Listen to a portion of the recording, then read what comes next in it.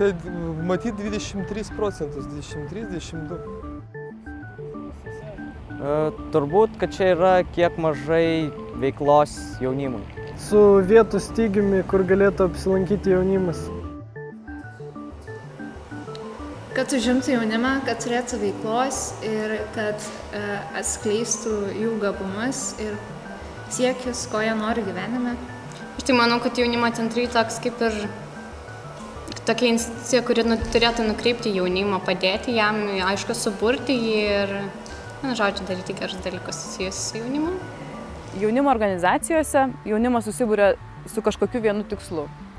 Zarasuose labai nemaža dalis jaunimo organizacijų užsiema sportinę veiklą, kas reiškia, kad juos jungia vienas bendras interesas – kažkokia sporto šaka. Taip pat Zarasuose veikia skautai, šauliai, įvairūs užimtumo būreliai. Jaunimas pats yra. Pats jaunimas ir tie žmonės, kurie dirba su jaunimu.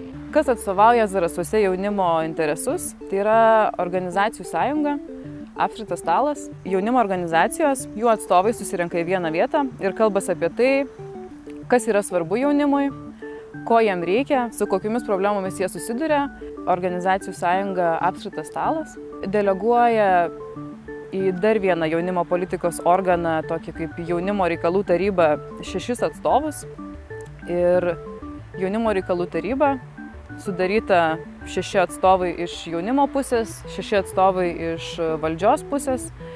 Jie tada sėda prie bendro stalo ir kalbasi apie problemas, kurias reikėtų spręsti būtent Zarasų rajone. Kiti labai svarbus jaunimo politikos veikėjai yra visos institucijos, kurios vienaip ar kitaip dirba su jaunimu. Tai kultūros centras, viešoji biblioteka, jaunimo darbo centras, jaunimo centras, tie, kurie vienaip ar kitaip užsiema ir dirba su jaunimu. Zarasų jaunimo centras dirba atviro darbo su jaunimu principu. Jis yra įkurtas nuo 2007 metų birželio 1 dienos. Pas mus pagrindė lankosi mokyklinio amžiaus jaunimas iki 18-19 metų. Kartais užsuka buvę lankytojai studentai.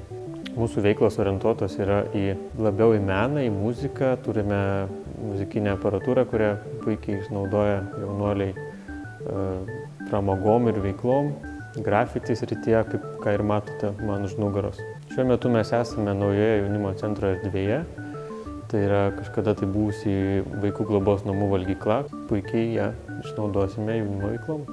Zarasų jaunimo darbo centras skirtas visiems jauniems žmonėms gyvenantiems Zarasų mieste ir Zarasų rajone. Tai atvira erdvė skirta jaunimui, tiek moksleiviams, kurie planuoja savo profesinę karjerą, tiek darbo ieškančiam jaunimui, savanorystės, verslo galimybėmis besidomintiems jauniems žmonėms. Pagrindinės paslaugos, kurias teikia jaunimo darbo centras, tai yra informavimo paslaugos. Vyksta įvairūs seminarai, mokymai, susitikimai su kitų įstaigų organizacijų atstovais. Pagrinde organizuojami mokymai darbo paieškos klausimais, įsidarbinimo dokumentų rengimo klausimais. Na, šiaip jaunimas dažniausiai renkasi galbūt savo pamėgtose vietose. Jaunimo centre. Kavinėje arba salėje, pasportuojam arba šiaip kur. Mūsų Zarasų mieste yra labai daug tokių susibūrimų vietų, nes labai gražus miestas ir labai daug. Prie rato, Sėlių aikštė, prie rampos, jaunimo centre, važinėjam skeitais, grojam muziką. Čia negyvenu, bet manau, kad labiausiai patinka gamta ir aplinka. Man tai patinka draugiški žmonės. Nežinau, tiek. Viskas patinka. Patys Zarasai. Pati aplinka. Čia gražu, gera. Zarasuose šiaip man patinka viskas. Gamta, žmonės, veikla. Kas man labiausiai patinka Zarasuose? Man patinka gamta, patinka žmonės, besišypsantis, man labai patinka daug pažįstamų veidų. Taip, labai svarbi, nes jaunimas yra kaip valstybės ir tam tikro miesto pagrindas. Ir tikrai ateitis, į kurį verta investuoti. Manau svarbi, nes tai mūsų ateitis. Tai taip, nebūtų jaunimo, nebūtų ateities.